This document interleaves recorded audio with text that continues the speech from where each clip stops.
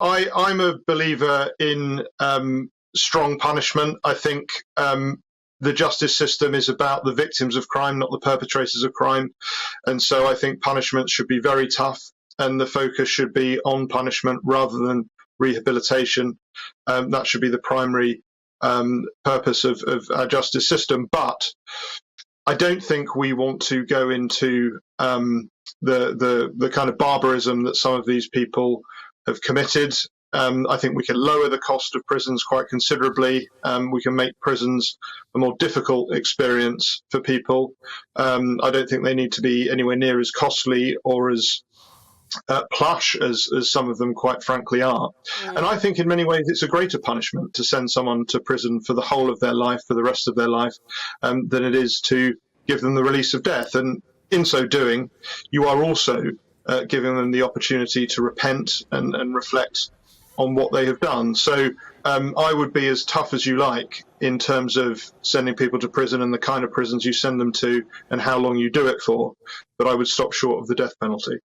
I mean, it's definitely one that is conflicting to most people, but there are people who vehemently disagree. That Keith, for example, says even the most vile people don't deserve to die. Paul says, no death penalty. We're not cavemen. So there is a feeling that it's a bit archaic, stuck in the dark ages. But it is the case that countries like America still have the death penalty. And quite frankly, some of the crimes that are committed in America, when you look at serial killers and that kind of thing, you're kind of glad they got the death penalty in the end.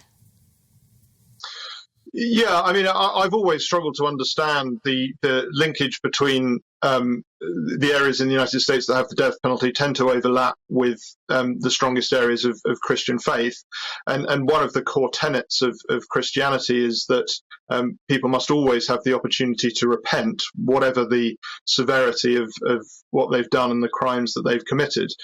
And I believe in that as well. I think you can take that position from a Christian perspective, but you can also take that position from any perspective, really, that a criminal coming to the conclusion that they have done the wrong thing is an important part of justice. And I think for the victims of crime, there is a catharsis in that, you know, the criminal finally sees what they've done and how they've hurt people, hurt the community, and hurt the country. And I think, you know, another debate that's fired up in recent years is this idea of people being sent to prison for life, but, you know, getting out in 20 years. And I think the whole of life orders and things like that is something that we should do a lot more of in Britain, because whilst they have heinous criminals in America, but unfortunately we've got a few wrong ones of our own.